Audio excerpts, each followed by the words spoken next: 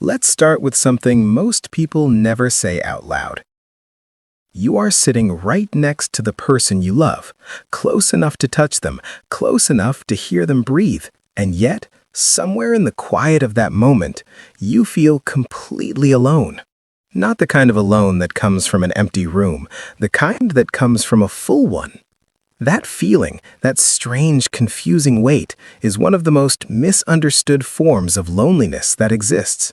And if you've ever felt it, you already know how hard it is to explain. Because how do you tell someone you feel lonely when they're sitting right there? If this channel has ever felt like a place that understands what you carry quietly, consider subscribing. These conversations are made for you. There are relationships where two people stop being strangers to each other and slowly, without realizing it, start becoming invisible to each other. No argument, no betrayal, no dramatic turning point, just a slow, quiet drift, like two boats that were tied together and someone, somewhere, forgot to check the rope. You didn't notice it happening. That's the thing about emotional distance. It doesn't arrive like a storm, it arrives like fog, gradually, gently, until one day you look around and realize you can't quite see clearly anymore. Maybe it started with something small. You were watching something funny, something that made you laugh in that unguarded way, and you turned to share it. But something stopped you. A thought, a memory of the last time you tried to share something small, and it didn't land the way you hoped. So you turned back, said nothing, and kept scrolling. That moment mattered more than it seemed.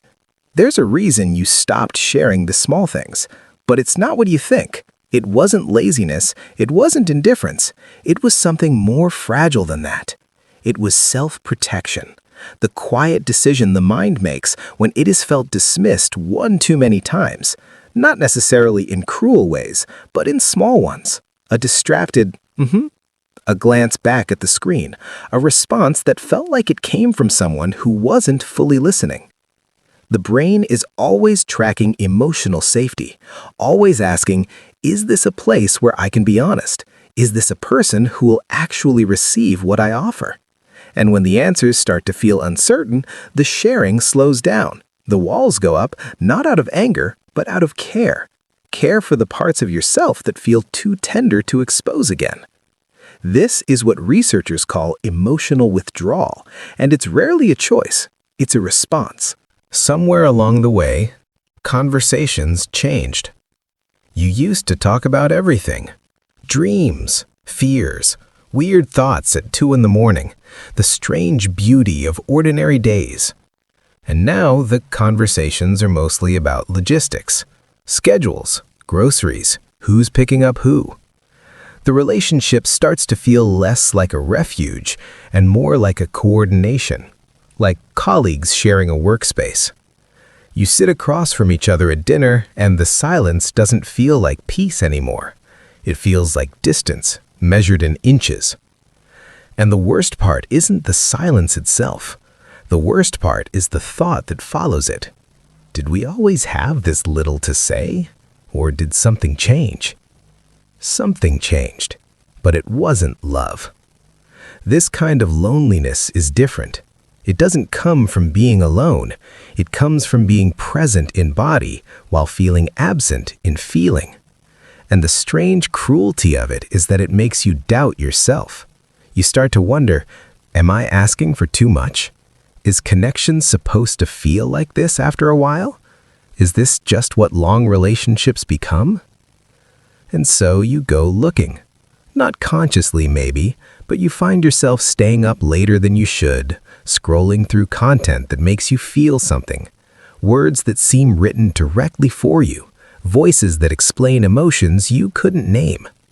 You're not looking for entertainment, you're looking for understanding. And isn't that the quietest kind of admission? That you were searching for the emotional resonance you once found in the same room you're still sitting in. Some nights you lie awake.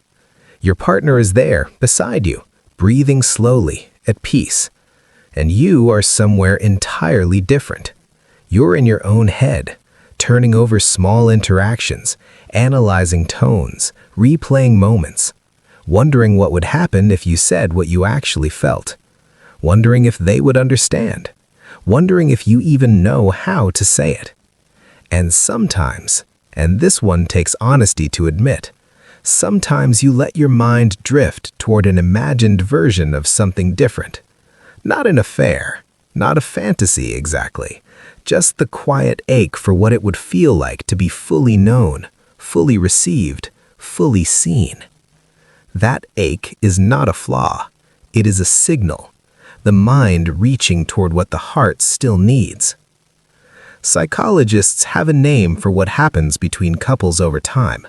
They call it relationship drift. Not collapse, not failure, drift. Two people who began deeply attuned to each other, who slowly, without intention, stopped making the small deposits into their emotional account.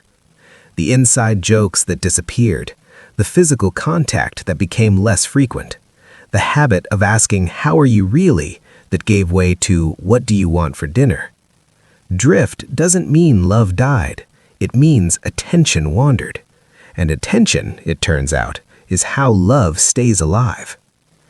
Every relationship expert who has studied long-term connection will tell you the same thing.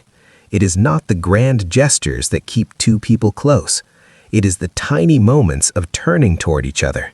A hand rested on a shoulder, a question asked with genuine curiosity, a story shared not because it's important, but because you wanted them to be the one to hear it. Those moments are called bids for connection. And when they go unanswered, not cruelly, but absent-mindedly, something quietly accumulates.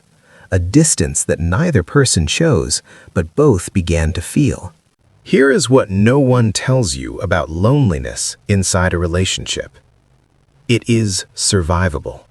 Not just survivable, it is often the beginning of something more honest than what came before. Because the moment you recognize the fog is not the moment everything falls apart. It is the moment you finally stop moving on autopilot. The loneliness, as painful as it is your emotional system doing its job. It is telling you that something you value is not being tended to. It is not punishing you, it is pointing. And what it is pointing toward is not a different relationship. It is pointing toward presence. The kind of presence that isn't about putting your phone down and having a scheduled conversation. The kind that is quieter and more deliberate than that.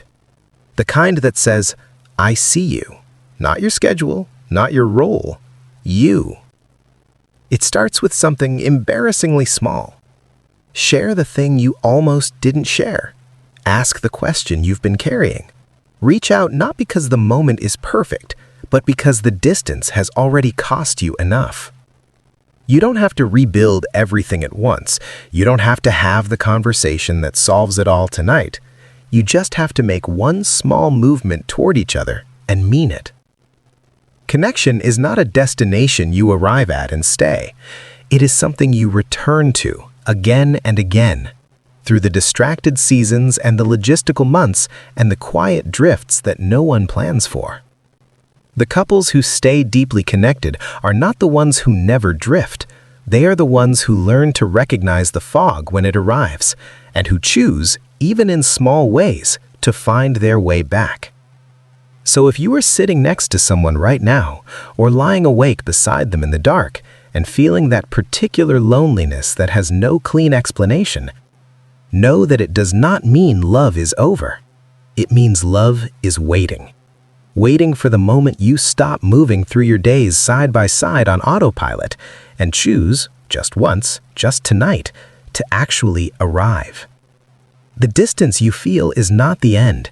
It is the beginning of learning how to return.